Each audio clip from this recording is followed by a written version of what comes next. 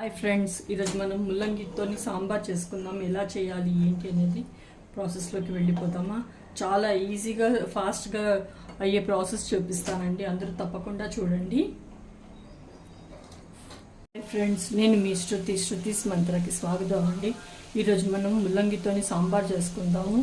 Already అండి కందిపప్పు కడిగి నానబెట్టేసుకున్నాను, అలాగే చింతపండు కూడా నానబెట్టేసుకున్నాను. ఈ ముల్లంగి అండి మొత్తం పీల్ చేసేసాను. పీల్ చేసేసి ఇక్కడ సైడ్స్ కొన్నవి తీసేసాను.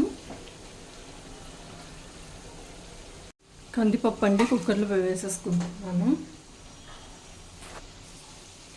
కొద్దిగా వాటర్ వేస్తున్నాను, పసుపు వేస్తున్నాను. ముల్లంగి అండి ఇప్పుడు ఇందులోనే వేసేస్తాను.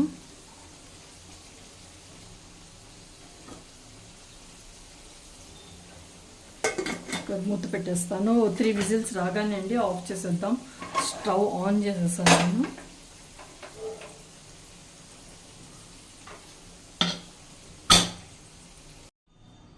ఓపెన్ చేసి చూద్దామండి.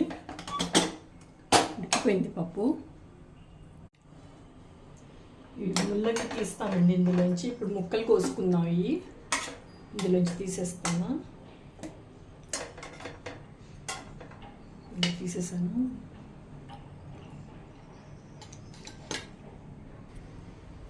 పూర్తిగా ఉడికిపోయాయండి. అయితే ఇట్లా ముక్కలు కోసి పెట్టేసుకున్నాను. పప్పు మెదుపుకున్నామండి.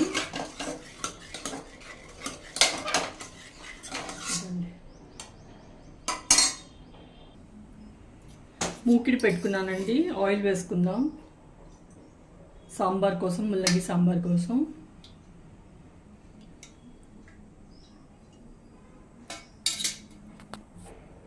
ఆవాలు వేస్తున్నాను, అలాగే జీలకర్ర కూడా వేస్తానండి.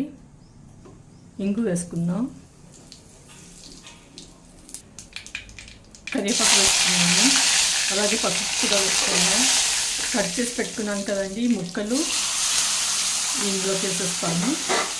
మిక్స్ చేద్దాం. ఇప్పుడు ముల్లంగి ఆల్రెడీ ఉడికిపోయింది కాబట్టి ఎక్కువసేపు ఏమీ పెట్టాల్సిన అవసరం లేదండి. ఇది చింతపండు ఆల్రెడీ నానబెట్టాను కదండి, ఇప్పుడు ఇందులోకి వేసేస్తాను చింతపండు వాటర్. ఒకసారి కలుపుతామండి. ఇది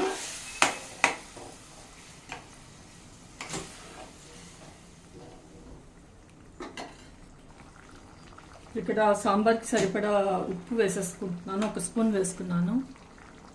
ఇది ముల్లంగి సాంబార్ చేసినప్పుడు ఎప్పుడు కారం తక్కువ వేయాలండి, ఎందుకంటే ముల్లంగి ఘాటుగా ఉంటుంది. 1 స్పూన్ వేసుకుంటున్నాను అంతే. ఇది బెల్లం అండి, కొంచెం వేస్తున్నాను. ఆప్షనల్, కంపల్సరీ ఏం లేదు, వేస్తే బాగుంటుంది. ఒకసారి ట్రై చేయండి ఇలా సాంబార్ చేయడం. ప్లీజ్ అండి లైక్ చేయండి, షేర్ చేయండి, సబ్స్క్రైబ్ చేయండి అండి నా ఛానల్ని. కందిపప్పు అండి వేసేస్తున్నాను ఇక్కడ. ఇదే కుక్కర్లో కొద్దిగా వాటర్ యాడ్ చేసి వేసేస్తున్నానండి. కలుపుదామండి. ఇది ఇంకా కొద్దిగా వాటర్ యాడ్ చేస్తాను, కొద్దిగా చిక్కగా అనిపిస్తుంది. కన్సిస్టెన్సీ చూసుకోండి, మీరు ఎలా తింటారో దాన్ని బట్టి వాటర్ యాడ్ చేయండి ఇందులో.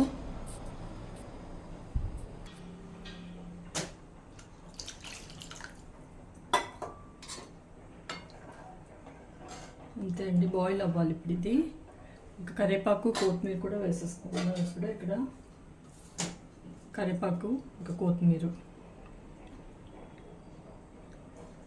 మిక్స్ చేద్దాం. బాయిల్ అవ్వాలండి ఇది బాగా. ఒక 5 to 8 minutes బాయిలింగ్కి వచ్చిన తర్వాత 5 to 8 minutes బాయిల్ అవ్వాలి. కొద్దిగా ఉప్పు తక్కువ ఉందండి, టేస్ట్ చేశాను. కొద్దిగా ఉప్పు వేస్తున్నాను. మిక్స్ చేద్దాం.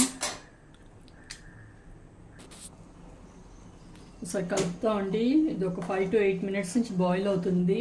ఇప్పుడు ఆఫ్ చేసేస్తాను స్టవ్. ముల్లంగి సాంబార్ రెడీ అయిపోయిందండి. అందరూ తప్పకుండా ట్రై చేయండి. ఎలా కుదిరిందో చెప్పండి. Thank you.